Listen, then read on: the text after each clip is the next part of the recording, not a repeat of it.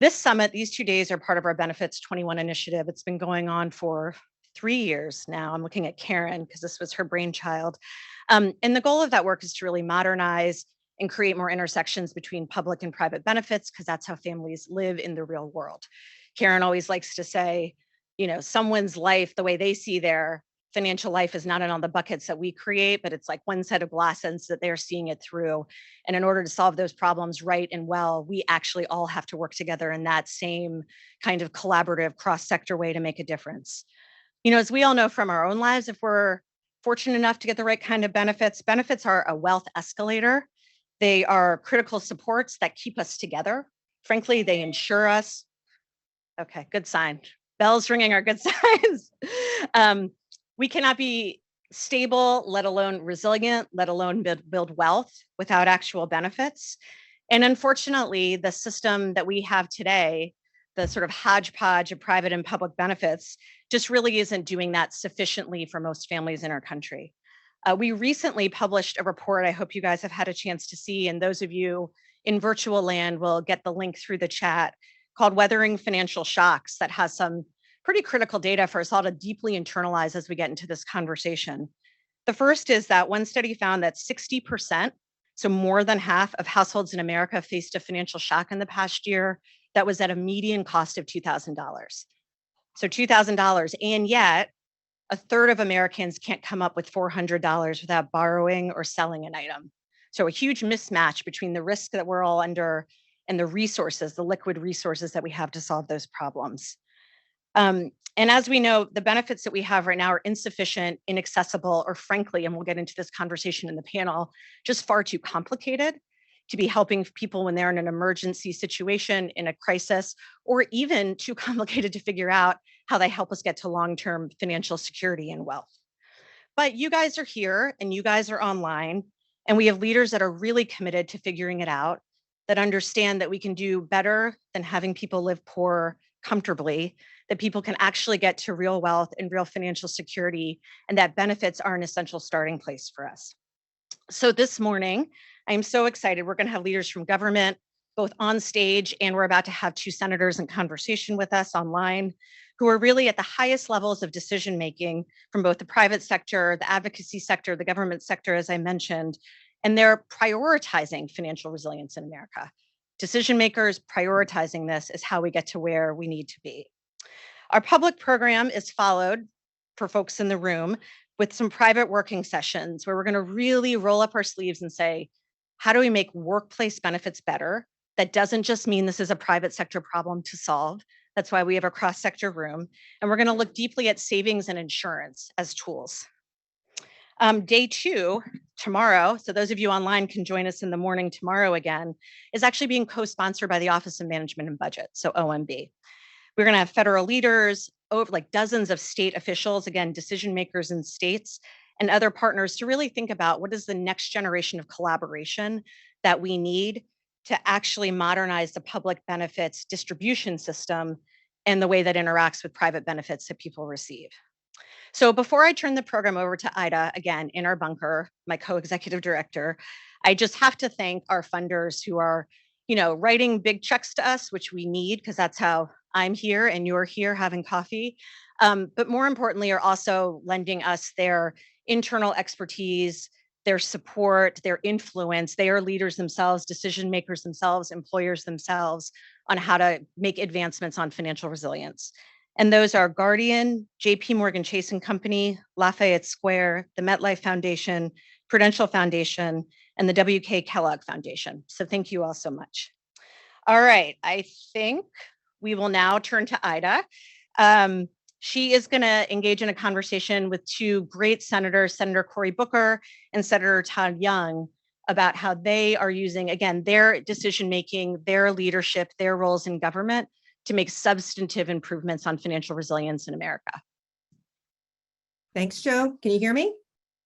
We can. All right, great, fantastic.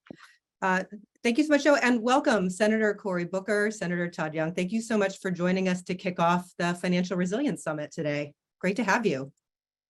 Let me just, as Jo just mentioned, and I'm not sure if you could hear what she said to the folks in the audience and online, and welcome to everybody.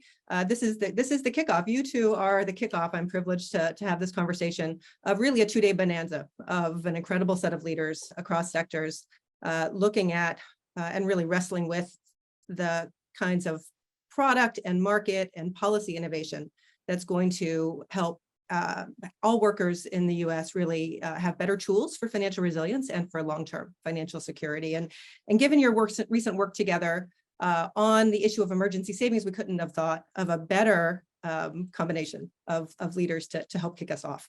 So I want to say a little bit more preamble and then really turn it over to you to dig into the reasons this is a topic that you cared and took such incredible action on. For those at the summit who might not know, it was your bipartisan leadership championing Secure 2.0 that really led to legislation being signed into law at the end of 2022. And especially we're grateful for your collaboration with us and for many of the partners that are in this room to put in provisions into that legislation that really did center workplace and major emergency savings as a core issue. That's something that we've worked on at the Aspen Financial Security Program since we started working on issues of income volatility about 8 years ago. And it's also something that's been featured a lot in the Aspen Leadership Forum on retirement savings, understanding these connections between short and long-term financial security. My own sense is that issues like emergency savings can be bipartisan issues in the Senate because they're nonpartisan issues for households. Every household gets hit with the kind of financial shocks that they don't see coming. And Joe just mentioned some of the statistics of that. And your bill at Secure 2.0, in the depths of it, is going to automatically allow employers to enroll retirement-linked emergency savings as part of 401k plans beginning in 2024.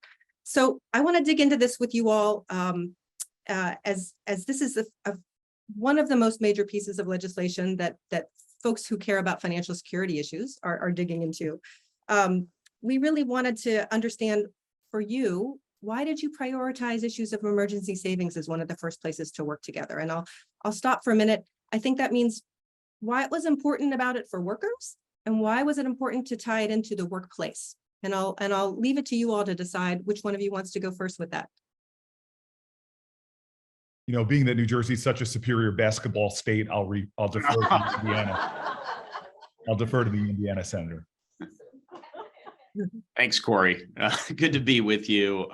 Great to be with the Aspen Institute and you specifically, Ida, and just really appreciate this opportunity. Cory Bookers, and he's an amazing advocate for the people of New Jersey, despite their athletic infirmities. And no, he's been a champion on this issue, and I look forward to our continued work together. And there's still some important stuff to be done. But listen, I came to this issue because my constituents emphasize the importance of it. I had personally, as most of us have, had experiences with people being anxious about their retirement savings, but at the same time, dealing with, as we've long called it, the crisis of the moment. How am I going to pay for my expenses, next week or next month, let alone when I retire? And the bottom line is we can have both. We can prepare for the rainy days in the near term and what I hope will be sunnier days for most Americans upon their retirement. But the data is also pretty clear. So in addition to the anecdotal evidence and personal interaction with people who are concerned about this issue, we've seen that a lack of emergency savings is a real financial stressor, period, for American households.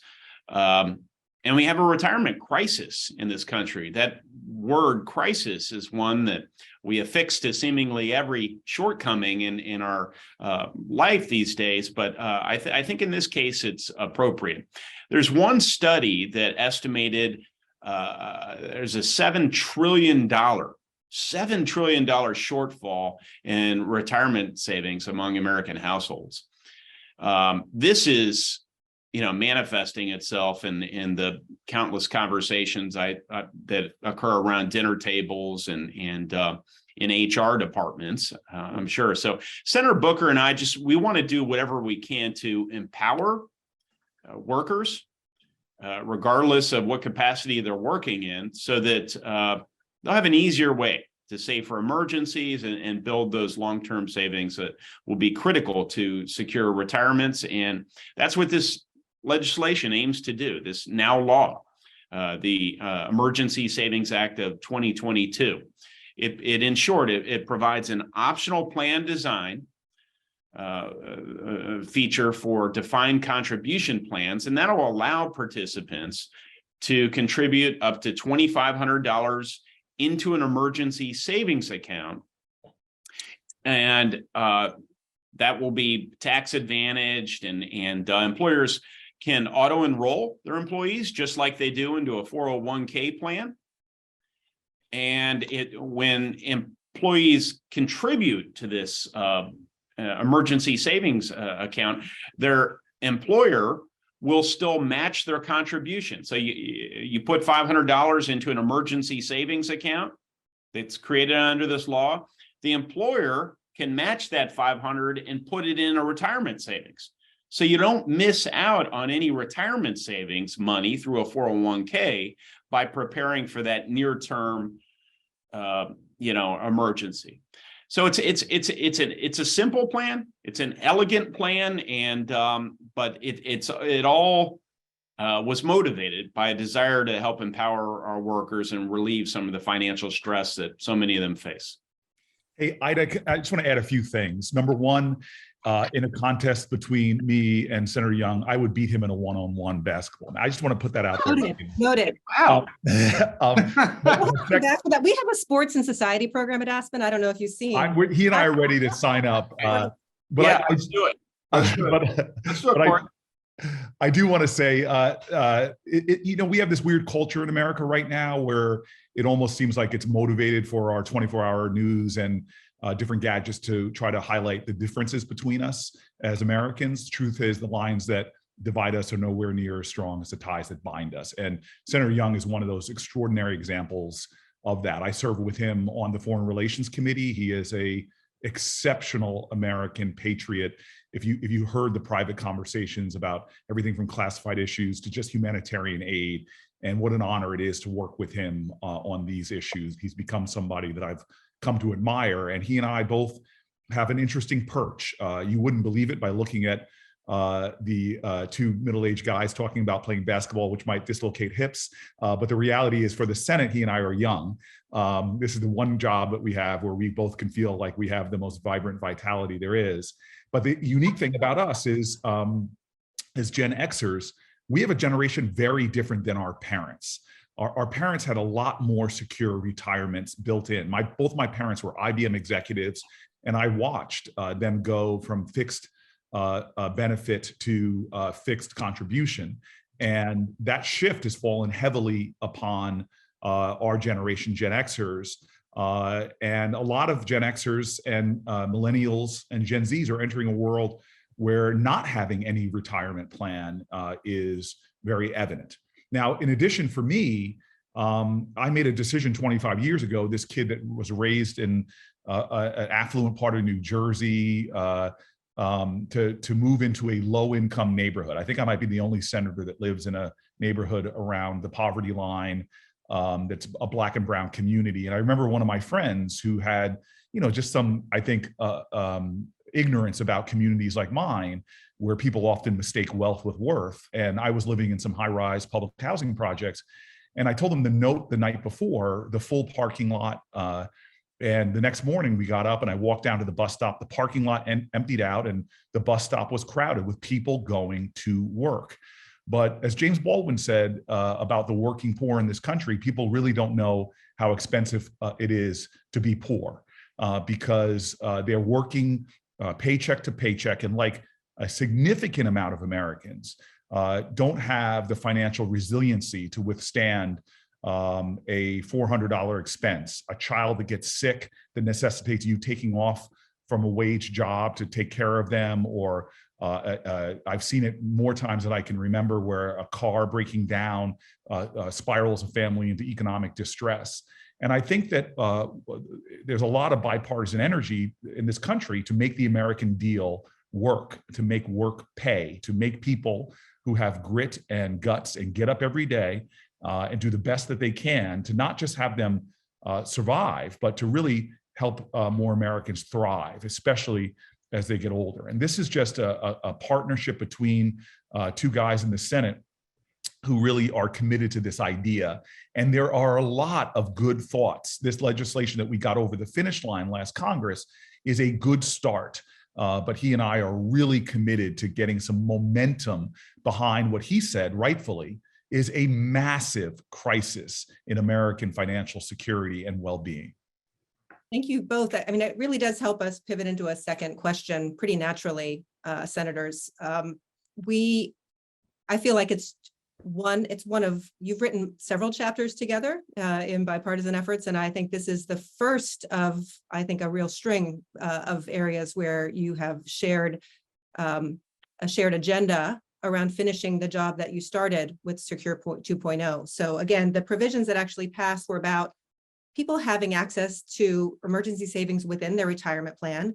There was a whole other piece of this, and Senator Booker, to the point you just made, many people who don't have access to retirement savings plans within the workplace right now. We have seen that in even the definitions of financial security, short-term stability, routinely positive cash flow in the moment, weathering these shocks, has everything to do with your long-term financial well-being. And so for us, we've moved toward a whole concept of inclusive savings and investing, because we think there is a continuum of a system that has to be there. But what do you have in mind for how to continue to go forward about access to emergency savings for those that don't have access to retirement savings plans? Well, if I can go first on this round, you know, I again, and I should give credit to my staff and Senator Young's staff, really thoughtful in the design of what we did. We're really right now have to start to turn together to the implementation phase. When I was mayor of the city of Newark, we created financial empowerment centers around our city because we realized that many of our citizens just did not know about the financial tools that were available to them. You know, the child tax credit, the earned income tax credit. And we found out that there was literally tens of millions of dollars left on the table by Newark residents. And so we're focused on first and foremost, this Congress expanding awareness to businesses and employees so they can begin really exploring emergency saving tools. And I think it's an advantage to businesses to lean into that in a competitive labor market. And again, we're going to look forward to push legislation this Congress on out-of-plan access and automatic enrollment for the 57 million workers who do not have a retirement account. So he and I are already working on a bill to help bring out-of-plan programs into the workplace so that more and more people are aware, which is all of us have a responsibility of that, and more workers are eligible. But I want to be clear, like last Congress had a different set of politics, every Congress does, and the path forward is going to be challenging. So Secure 2.0 is sort of our multi-year bicameral effort to really get more momentum. And we need to take advantage of every opportunity we can to spread awareness, to make sure people understand that this is a bipartisan space, and get more successful in-plan programs while we're going. So I'm optimistic that forums like this, public-private partnerships, and committed senators like Senator Young, who have an eye towards the future, that we can be successful in getting greater implementation and expanding the vision for this with more legislation this year. Want to add to that, Senator Young? Well, I think Corey did a good job with that. You know, I'm intrigued by his reference to financial resource centers. I too was going to mention the next stage being implementation, but it seems to me everyone tuning in today and beyond can really focus on promotion as well and education. It's going to be an important part of this. I can remember personal experience. Age 17, joined the United States Navy.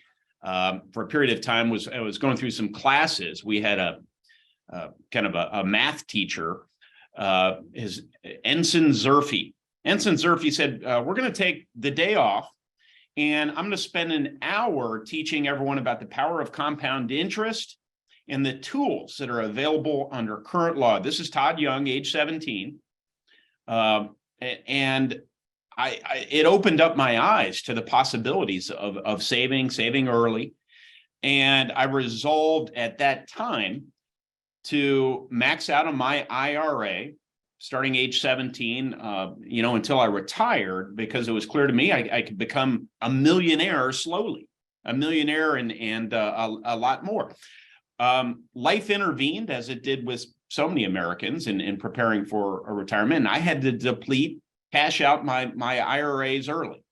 So, this is a personal issue for me. My circumstances are comfortable compared to so many Americans, but I do understand the dynamics that can interrupt, people's retirement dreams, as it were. And I think if we can extend the tools we've given here to the other 1/3 of Americans who aren't offered employer-sponsored retirement plans, that's great. But we also need to do all we can to ensure that those who are eligible for stage 1, Secure 2.0, are aware of the provisions, and that's going to require a lot of work. So I know that Corey and I are committed to doing our part. We really believe in this mission, and I know Aspen is as well. So thank you. Yeah, no, we're looking forward to being supportive and being a resource as you all go forward with multiple parts of, I know, the different pieces of the savings tools, in particular, savings and investing tools that you're both interested in. I know, Senator Booker, you have a real focus on tax time savings as another place where there's opportunity. I know Senator Young, just the broader set of access to retirement tools, and just this broader issue of continuing to prioritize financial security, not only because it matters to your constituents as a day-to-day lived experience, but it matters to the economy, that people are productive and able to be producers in the economy, not just consumers, right? Able to kind of take that whole work forward. I'm going to move to a closing piece of this because I know your time is limited today, but I hope that you'll join us again as we continue to move this work forward.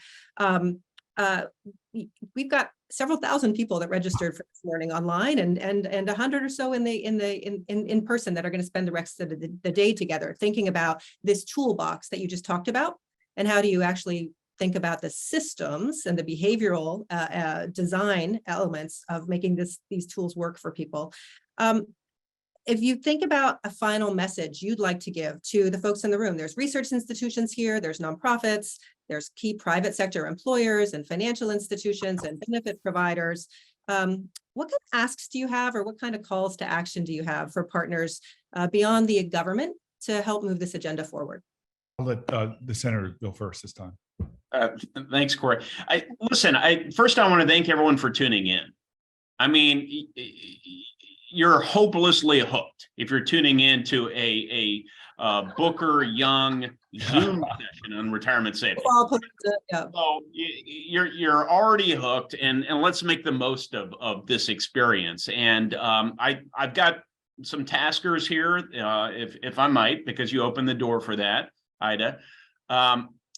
We are in the process of trying to make sure that the executive branch gets this right. And we're going to need your help on this. So they're going to do their best to come up with rules and regulations pursuant to the now Secure 2.0 law. So the Department of Labor and Treasury are working on those as we speak. And so we need your feedback on those rules, and we'll be sure and stay in touch with the agency. Our respective teams, the Booker and Young teams, are poised to weigh in as well with your guidance. We need to get the word out to private employers to ensure that they're educated so that they can offer these plans to their employees. We think there's really nothing but upside benefit to the employers once they're familiar with this, but they need to understand it's optional. It's easy, it's proven, and it's wanted by their workforce. And so we can use your help there. We would appreciate the support from the folks tuning in today as we work on this out-of-plan option to broaden the circle of opportunity to include this 1/3 of American workers whose employers don't currently offer a retirement plan. They too should not have to deal with the anxiety of being unable to meet a $400 expenditure. That can and should be corrected. Life is too stressful as it is, with so many external stresses and strains today. Let's take this one off the table. So that's a quick punch list. And thanks again for having me, Ida. Great to be with Corey. Corey, as we say in the Navy, you have the con. All right. Well, listen, first of all, thank you for bringing together two senators from across a very big divide. On one hand, you have Senator Young, who has an offensive and obnoxious amount of hair on his head. On the other side of the divide, you have the beautiful, bold, bald senators like myself. And thank you for bringing us to common ground. It's a serious problem we have in the Senate, these men that walk around with such lush, beautiful locks as Senator Young does. But I will say this, I am really proud of the work that we've done. And if you're asking me to look at the road ahead, this kind of forum encourages it. And I want all of our employers to begin to make the idea of emergency savings accounts as popular as 401k plans, as health savings accounts, as 529s. It's very important that we begin to have a suite of options that employers are celebrating, are pushing, and frankly, creating a labor market that's more competitive by having these ideas. I do want to take a step back if I'm going to close and just say, I'm a huge fan of Adam Smith. I really do believe in this idea that capitalism is an extraordinarily good way for society to reach higher democratic ideals and virtues. And if you read Adam Smith, he doesn't want to fetishize capitalism as an end unto itself. Ultimately, it's a means to with which to, I think, reach the ideals of our founders, that we should be a nation where everyone has an opportunity to life, to liberty, to the pursuit of happiness. Unfortunately, right now, we are falling short of that as a nation. Too many people live in crisis, and we should look at tinkering with our system to make sure it is empowering more people in a capitalist society to achieve that happiness. And to break it down more specifically, we have a nation right now that has agreed we're going to use our tax code to help empower families to achieve the kind of blessing, fertile soil for children that is financial security. And I love 529 plans. I love the mortgage interest deduction.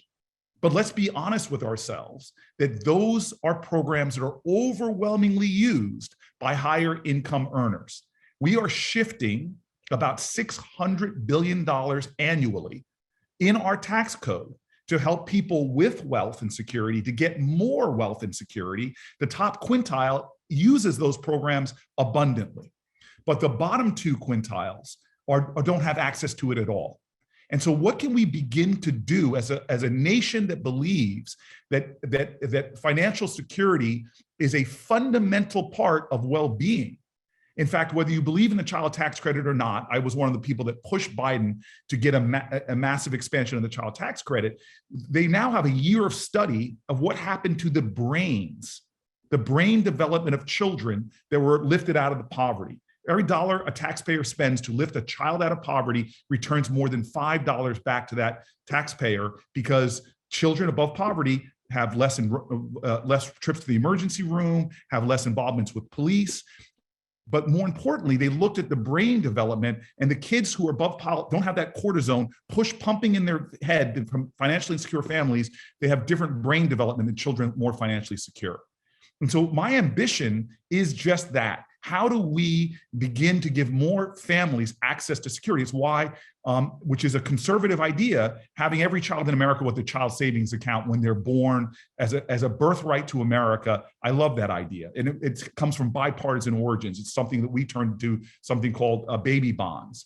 So we have got to, as a society, figure out how do we distinguish ourselves as a light unto nations, that this is the best place to be born in terms of financial strength, security, and access to those ideas of happiness. And this is, I think, what Senator Young and I are working to find that bipartisan space. We have a long way to go where families aren't plunged into insecurity just by having a unpredictable illness or injury or car accident.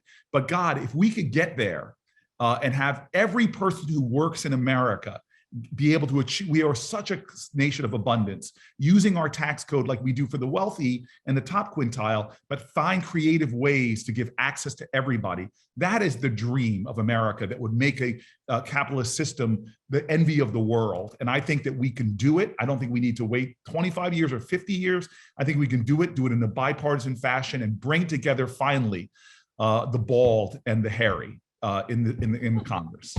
I'm 100% with you all on this. I think the whole premise of Startup Capital for Life, of benefits, of a retirement system that serves everyone, all of these things, as we stack them together here at Aspen, we really want to change the conversation and the tools for a future of wealth in America that looks different, that crosses, that has equity, whether it's gender, generation, geography, race, health status, gender status, all of these things that together are going to be very important. We think we can 10x wealth. I think it's the next generation of challenge that we think about alongside of other big ambitious goals that we can achieve together. That's what this conversation is going to have. Marching orders, you've given them greatly to the people in the room today. Thank you for your time. Yes, of course, Senator. Final word. Thank you. No, that's all right. Corey alluded to a big ambitious goal earlier. He was going to beat me in basketball. So, oh, wow. Court. All right. I've been practicing. All right. Sports and Society. I'll come back. We'll get that one scheduled. We'll let everybody know. Thank you so much, Senators, for joining us and kicking us off today. Back to you, Joanna. Thank you. Thank you so much. Thanks, Senator. Oh my goodness, that was so cool. How rare it is to get two senators just willing to chat and not working off of talking points and giving a speech and sharing the stage with a colleague senator. I am blown away. I am hopelessly hooked. Who knew I'd be quoting Senator Young for the rest of the day?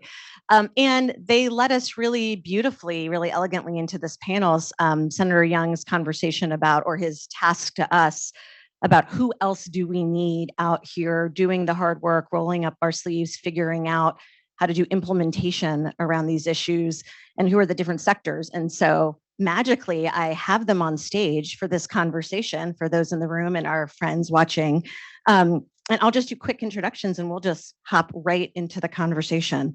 So I have Elizabeth Kelly, this all the way on my end here, Special Assistant to the President for Economic Policy at the White House National Economic Council, Jocelyn Fry, President of the National Partnership for Women and Families, and Franz Pasha, Senior Vice President and Chief Corporate Affairs Officer, PayPal.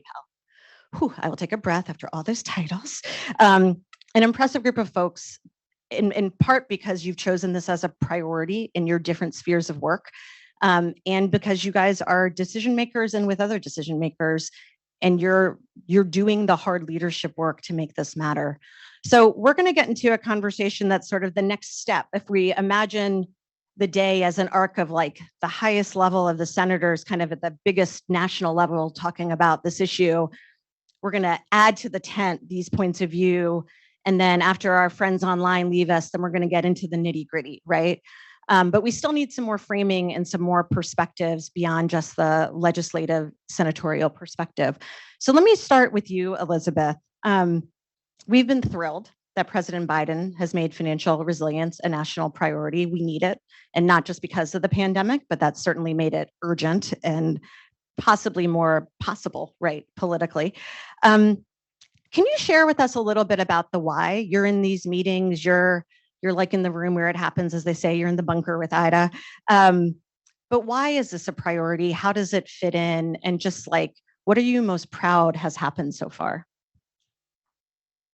Thanks, Joanna, and thanks everyone for having us here today. I think this has been a personal priority for the president from the very start of his career. I think everyone in this room has heard him speak passionately about watching his family struggle with financial insecurity and the stress that put on his father, and why he went into public service to help Americans have more economic security, more financial resilience. And I think, as you said, he came into office at a time when American households were still feeling the unique strain from the COVID-19 crisis. There were the economy was brought to a standstill, millions were out of work, and millions more were struggling with increased caregiving responsibilities, which are putting further strain on those households. And I think we're incredibly proud of what we've achieved in 2021 and 2022. In those 2 years, that's the strongest years of job creation. And we've had the strongest 2 years for Americans applying to start small businesses on record. The American Rescue Plan made the largest ever investment in childcare, providing families with tax credits, as Senator Booker referenced, and making real investments in childcare providers. And as a result of these and many other actions, we've seen incredible progress. The number of Americans without health insurance has fallen by almost 6 million as compared to pre-pandemic numbers. 51% fewer Americans are entering bankruptcy, 21% fewer Americans are delinquent on credit card debt, and 20% fewer families are behind on mortgage payments. And to the statistic about not having $400 in savings that we often reference, we've seen improvement on that metric too. As compared to pre-pandemic, 20% more Americans can afford a $400 cash expense. Still a ways to go, but really positive progress. So you asked what we're most proud about. I could take up far more time than I should talking about those things, but I'll just call out a couple. One, the Inflation Reduction Act. We talk a lot about the big investments that it's making in the fight against climate change, but it's also making real meaningful progress for American families by helping them save on energy costs and by continuing subsidies for those who are purchasing health insurance on the ACA marketplace. President Biden's announced a plan to provide debt relief for borrowers earning less than $120,000. And we've made substantial progress in limiting what we're calling junk fees, which are the costs that families often face on everything from airline tickets to telecom to those sorts of things. In fact, just today, hot off the presses, the CFPB proposed a rule that's slashing excessive credit card late fees. So much more to come.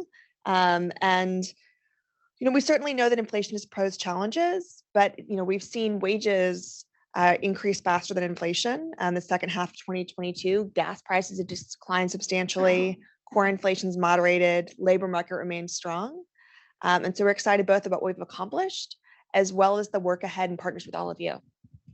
Thanks, Elizabeth. Jocelyn, so Elizabeth kind of shared a bunch of different areas that the administration has been working on: health insurance costs and healthcare costs, caregiving, dependent care, energy costs, debt, student loan, and otherwise, and just sort of basic costs of being alive, right? Like food, gas.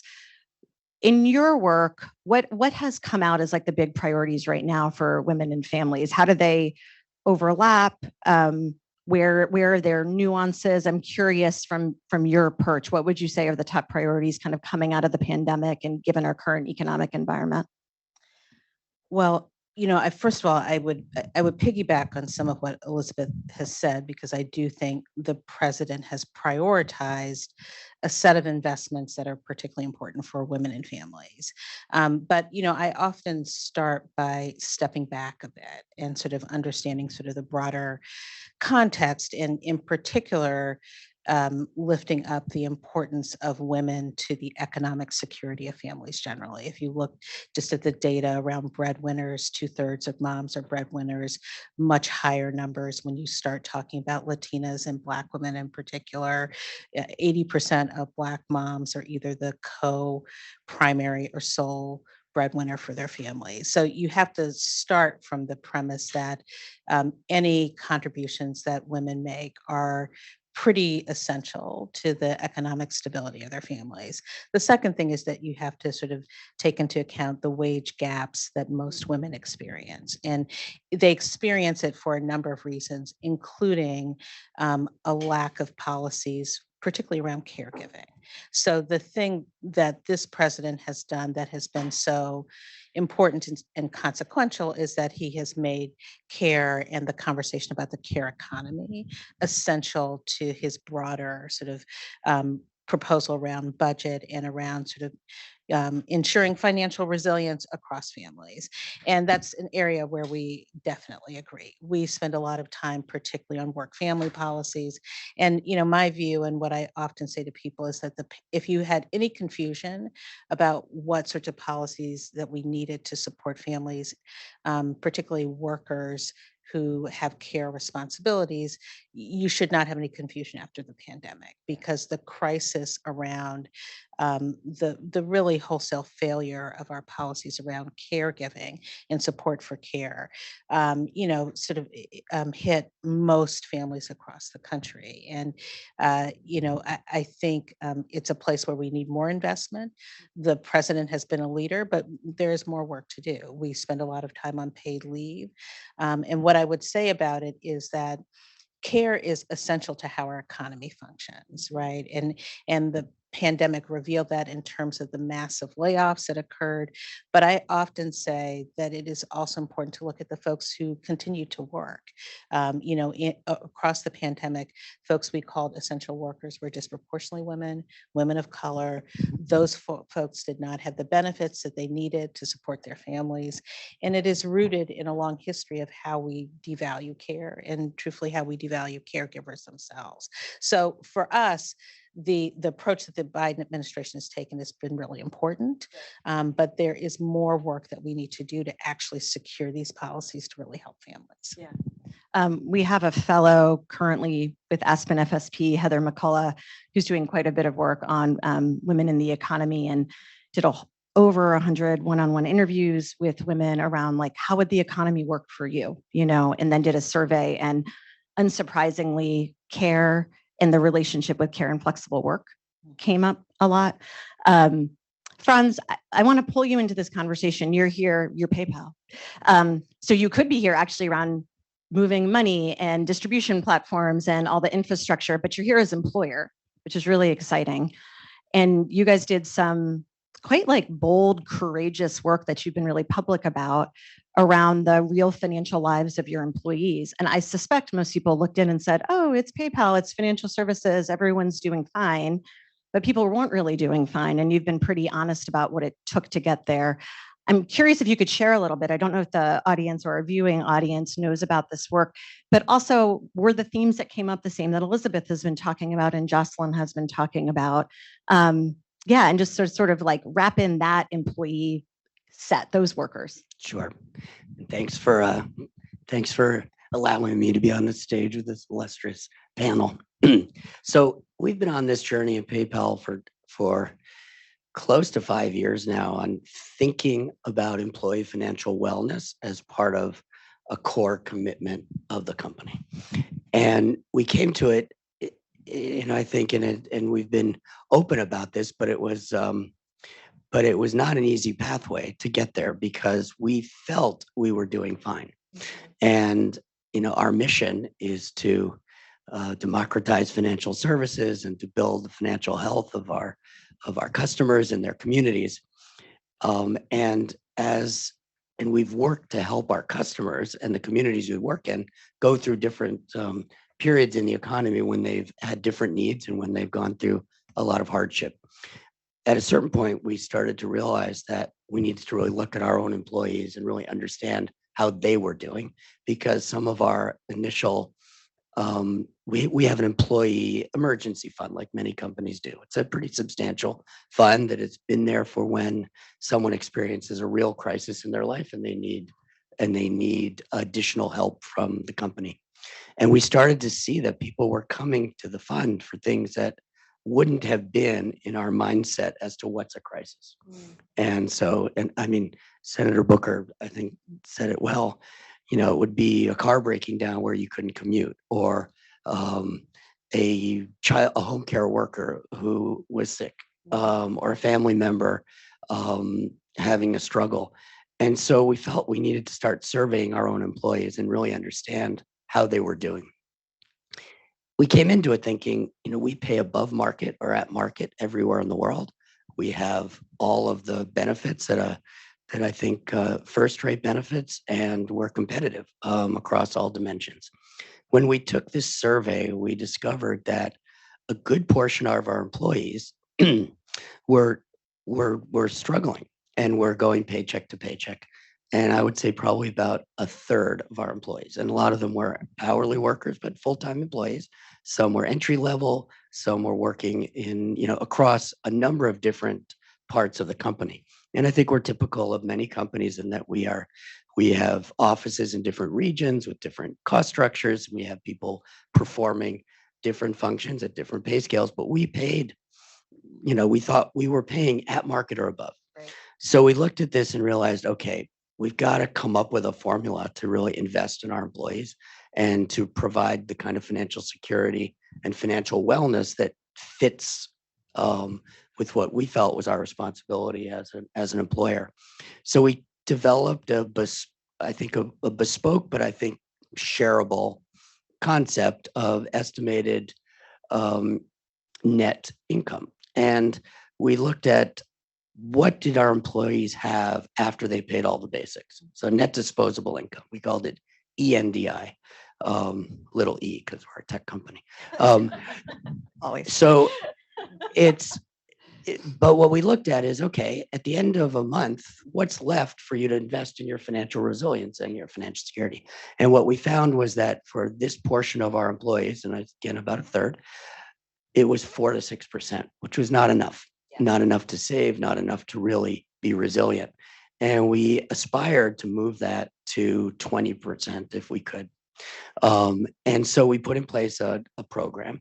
We made every single employee a shareholder. So we started to give equity grants and then equity incentives so that everybody would be able to benefit as the company grew, but also to start to experience what it is to be an owner of equity, which I'll come back to if I have time.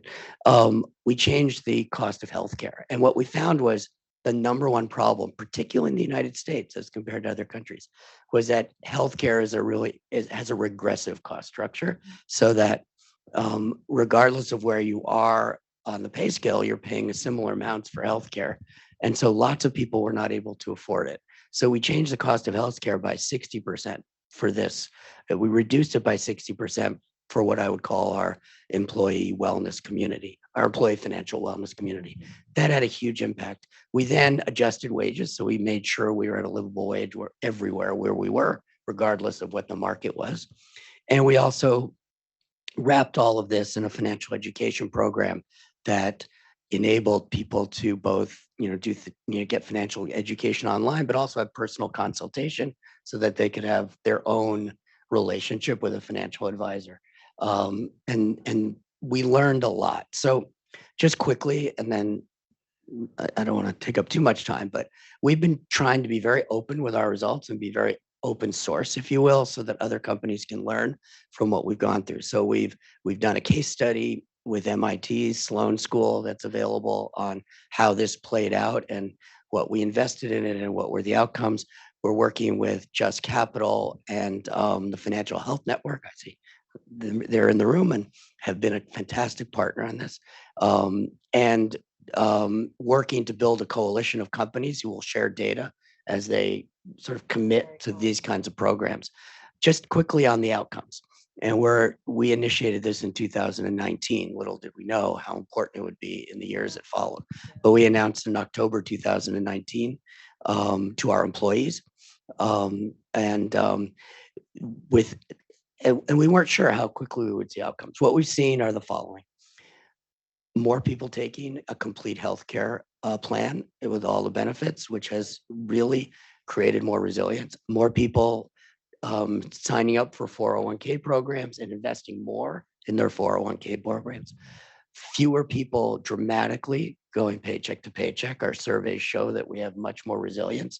And then on the greater retention, dramatically more retention. So actual return, business sure, case for it sure. within the company. And great sort of results on surveys and commitment to the company and Yeah. inspiration. Yeah. We also, though, felt that, these are sort of some quantitative numbers. We wanted a qualitative assessment. So we partnered with an external research firm and again with the Financial Health Network to initiate a financial diaries program where we took 20 employees who were representative of the community. And we spoke with them every single week for 18 months to sort of understand what the impact of the program was. And it's a classic research format, but Yeah. I don't know that, it's something I'd really recommend to everyone to, in some way or another, it's a fascinating return on this kind of investment in research. Because what we found was that while the quantitative piece was interesting, the qualitative piece of this was that we started to see that there were real mindset shifts, that in that financial health journey, part of what's really important is for people to start really feeling like they can take control of their financial health and that they can be an owner and an investor, that they're not just a debtor and they're not just in the struggle, but that actually they can see the building blocks to financial health over time. And what we saw through these financial diaries, people were paying down their debt, they were able to save, they were planning differently, and they were also just interested in financial security. So if I own Because this there was a stock, chance. right, they're on E-Trade. So then with their PayPal stock, Little Casey. and so, yeah, exactly, Laura Casey. So then you start thinking, well, okay, what else is happening? How do I learn? Who do I talk to? And there are all sorts of resources. And we found that people in their company huddles, they weren't sort of complaining about, the food in the cafeteria. They were like giving tips on how to think about your 401k program. I mean, all these cultural things started to change. And I think that ultimately might be the most sort of interesting and progressive part of what started as an experiment and now is sort of a way of life for us. Yeah. And that's we'll really neat. we'll continue to track that. Sorry to take that much Oh time. my good. No, I mean, look, this is, again, I think this is one of the more bold, courageous things I've seen a private business do and share, because it also admits you didn't have it right. And you figured out how to make it right. And you're now sharing that with other employers. And that's really important.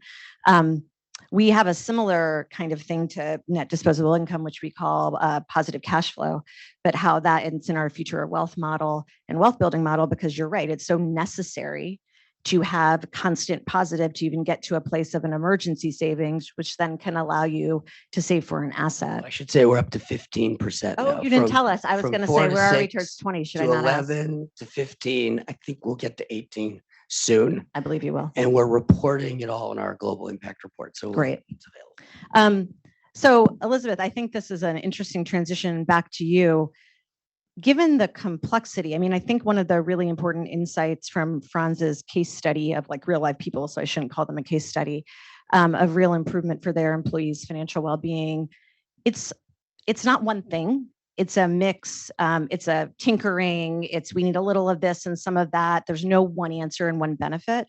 And I'm curious, for you guys in the administration, what do the next couple of years look like? What are the things you guys are going to be prioritizing?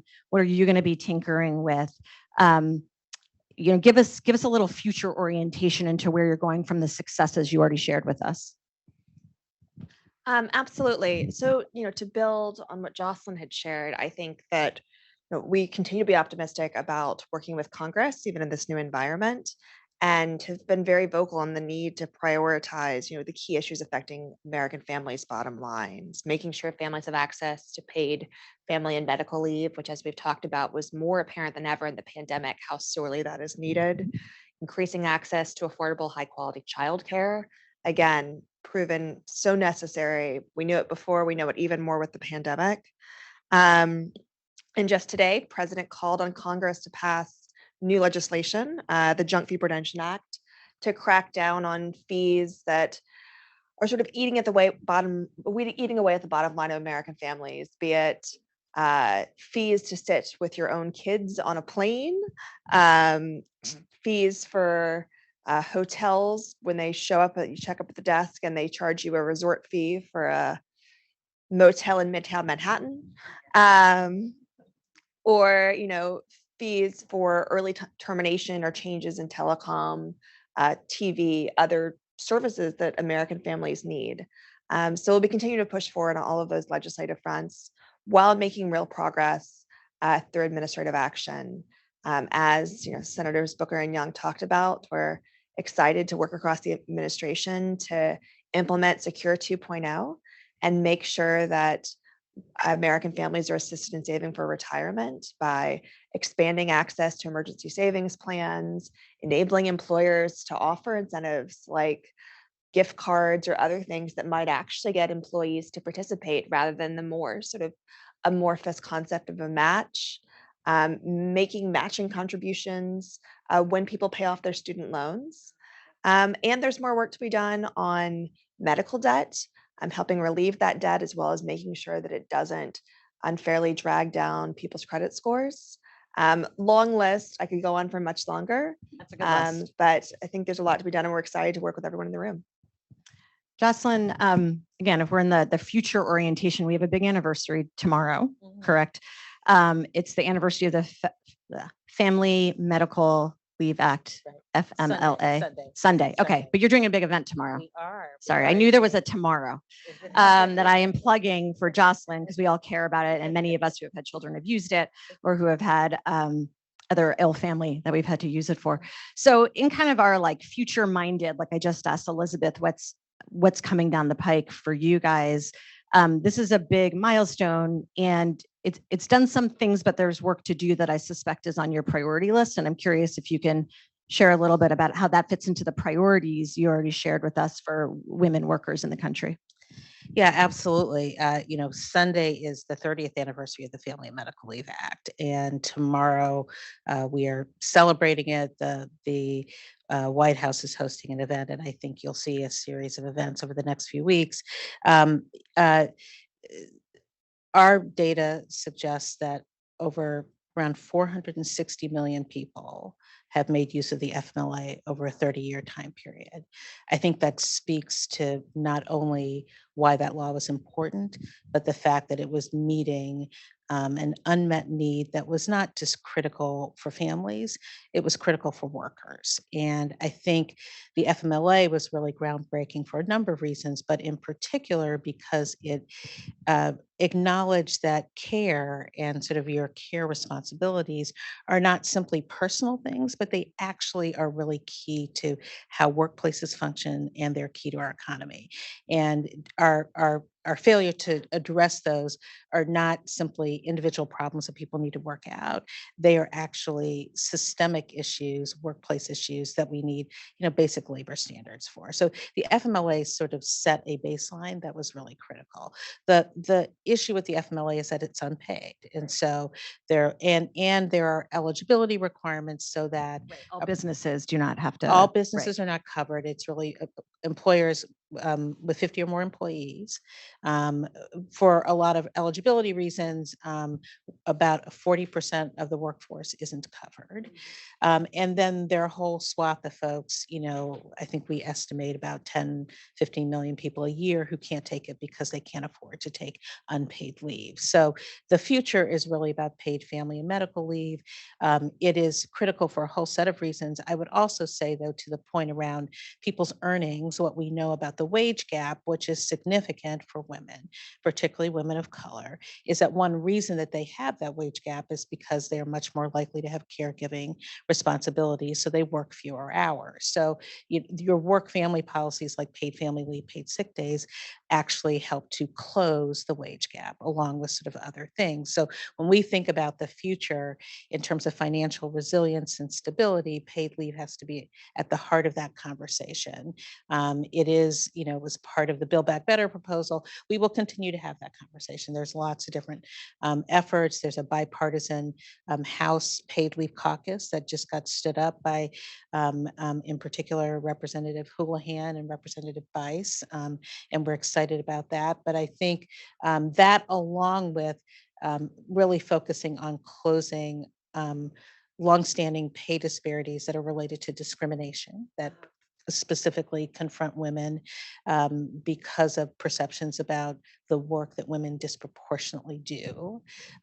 That's where we're going because we, as I said earlier, women's participation in the economy is critical not only for their families, but it's critical for our overall strength as a nation.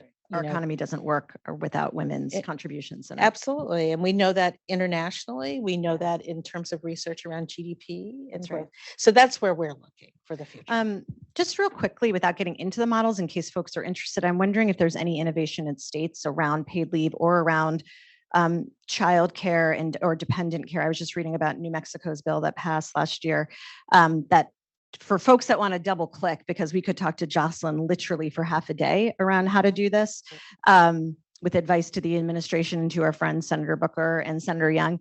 Just a couple states that you're excited about that we could all do some Googling after this.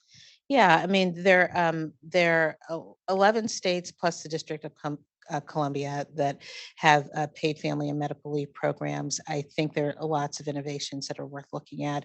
Washington State, I think, is a good place to look because it has a very expansive understanding of who family are. And the FMLA had a pretty narrow view, but these days, people live in multi-generational households. People have chosen family members, so it has a more expansive view of family.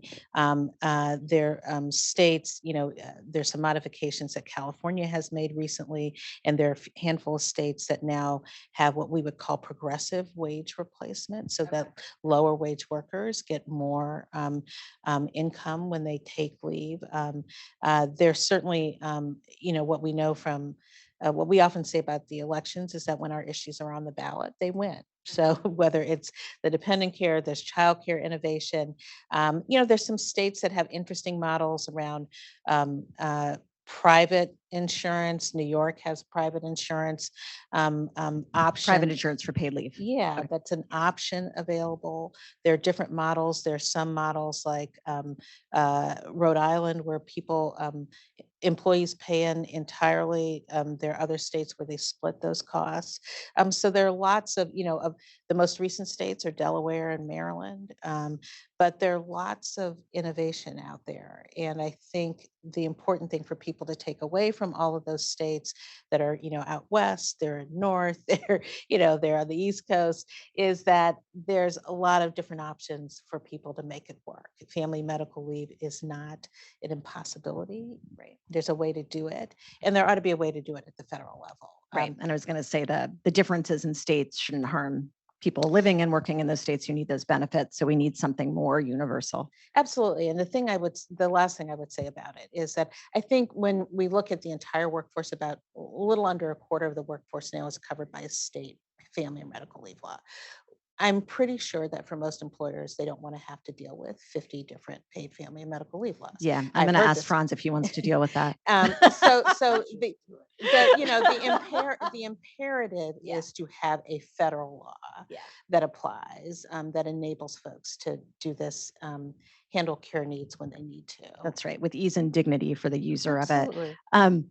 Franz, I'm curious, so now that we're in a policy place, do you have any insights or implications from the financial diaries of PayPal workers around, you've got some policy folks watching, sitting at the table with us. That is kind of like, that was brought to your attention, that's become clear to you guys during this 5 years of working with employees and trying to be a really high road, high quality benefits provider? I guess a couple of things. I mean, I think that it's really, the initiatives like what Senator Booker and Senator Young are doing and the openness of the administration to work with the private sector is really important. And I think companies have to really be open to that kind of partnership.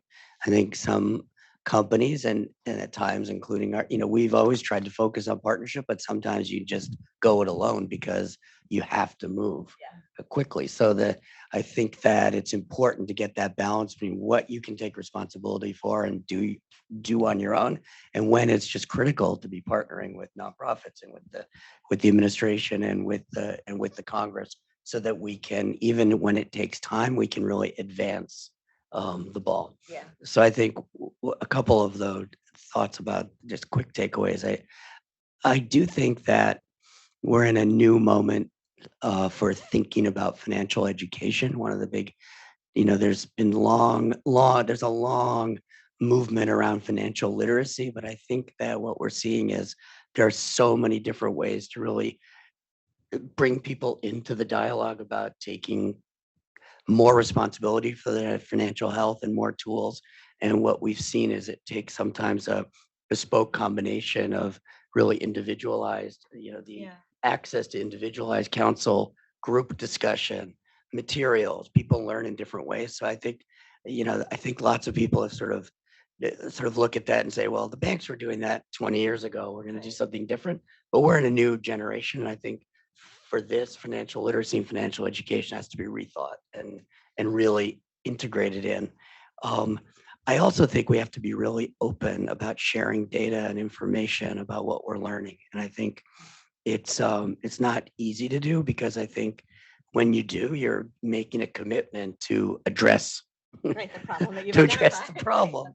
And that's why we're trying to build out as broad a coalition as we can of companies who are taking this on, because if all of the large companies would take on more responsibility for the financial wellness and health of their employees, it would make a big difference in all of the communities in which their employees live and work. And the data will be really important to the public dialogue.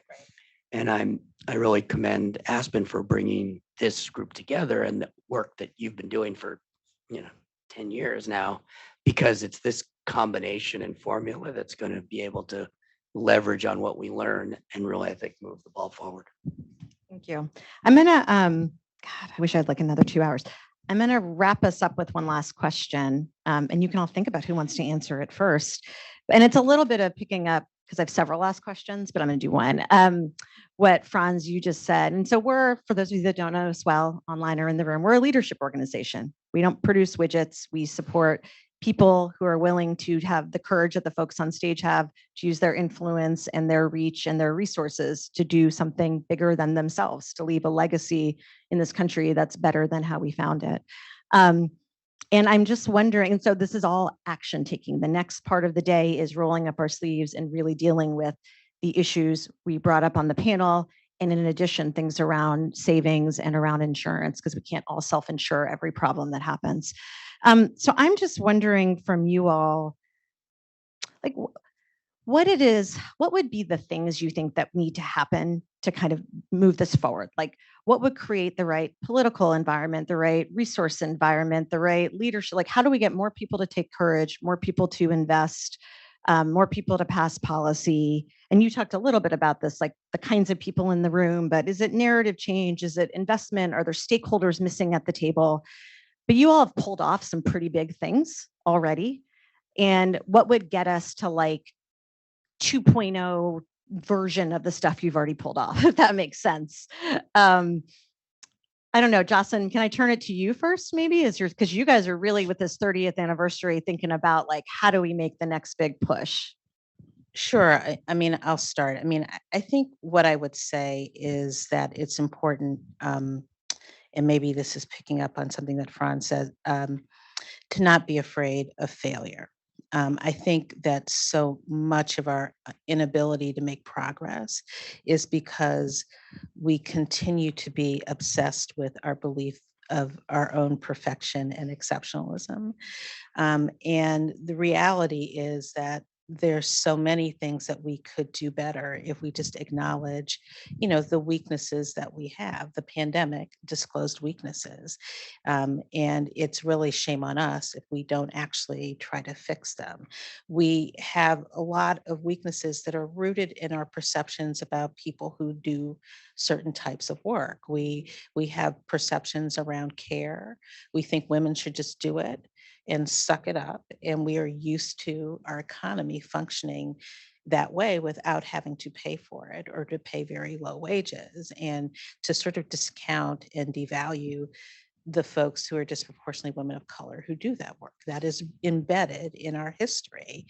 Own it, right? Like it should not be a secret to anybody, but it's our failure if we continue to perpetuate it and don't actually fix it. And so, I think for us, part of the pivot is to talk about how we fix it. The FMLA anniversary, what I often say to people, because we forget this, is that the FMLA was an anti-discrimination law.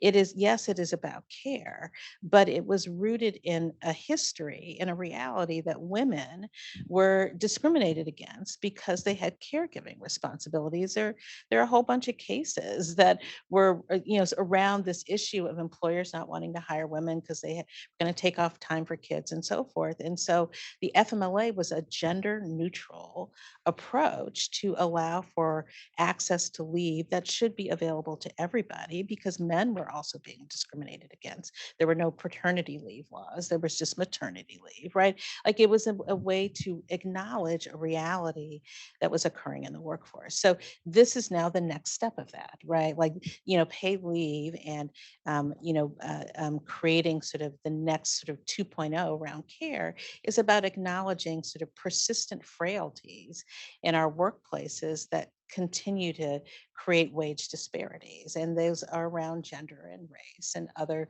sorts of issues that we have difficulty grappling with. But, for us, that's part of that next step. That's right. It's Right. really dealing with the hard truths, like how we got Absolutely. here, where we are, or we will Absolutely. not fix Abs- it. Absolutely.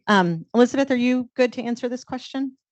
Absolutely. And, I completely agree with everything that Jocelyn said and would say that, the things that we've been able to achieve these last 2 years are a tremendous credit to the people who have been doing the hard work for decades, who have been laying the foundation, creating coalitions, advocating before Congress, serving communities. And I think, now more than ever, that is going to be important as we shift into this next phase and shifting the Overton window of what is possible, what is achievable, how can we be more progressive and more ambitious.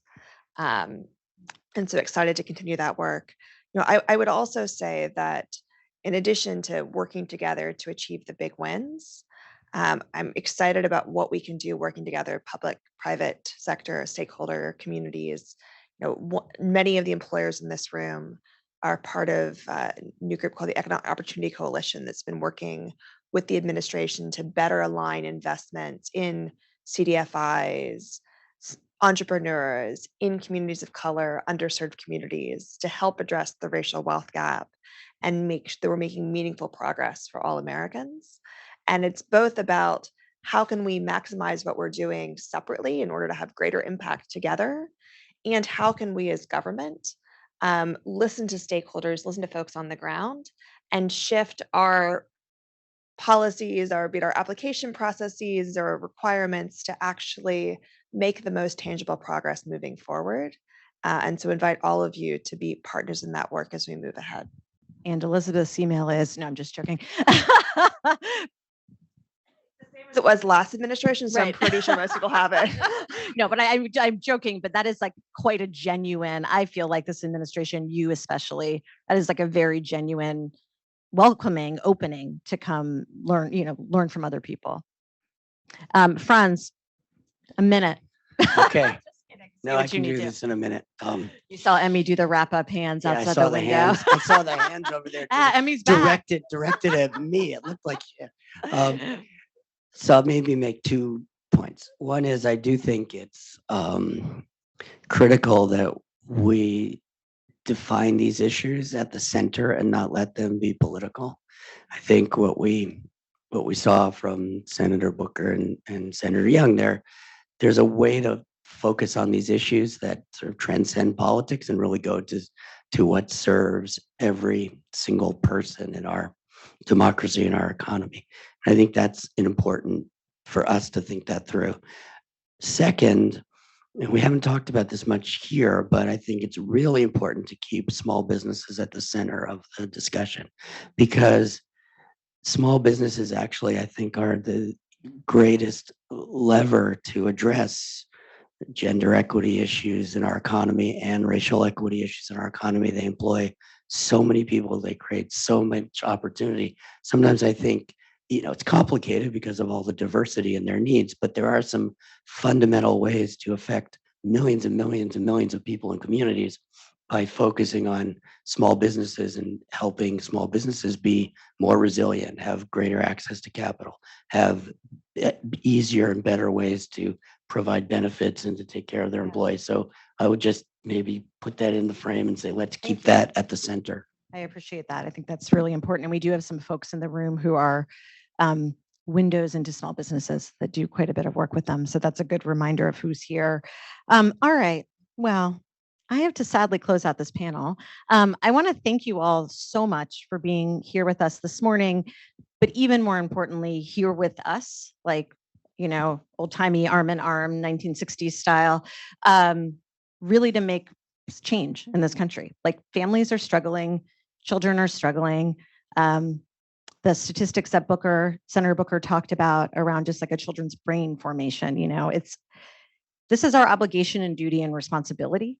And I couldn't work with better people on it. So thank you all so much. We can clap for them and then I'll quickly close this out. I hope you're clapping online from your home office. And now I just want to remind folks, sorry, now I'm like reading from my sheet awkwardly, but that tomorrow we reconvene in a public setting from 9:30 to noon. We will be at our friends at the GSA's office, but you can still live stream it. And if you didn't register for that, you can still find it at aspenfsp.org. So you can make sure you get the link for tomorrow. For those of you online, I hope to see you tomorrow. For those of you in the room, we'll be taking like a 10-ish, 7-ish, 10-ish. What does that mean? Oh, a 20-minute. Oh my goodness, how generous is that? A 20-minute break. And then we'll come back in here to kick off the next part of the session. Thank you all so much. And thanks again to our funders who made it possible for us to be here today. Have a good day.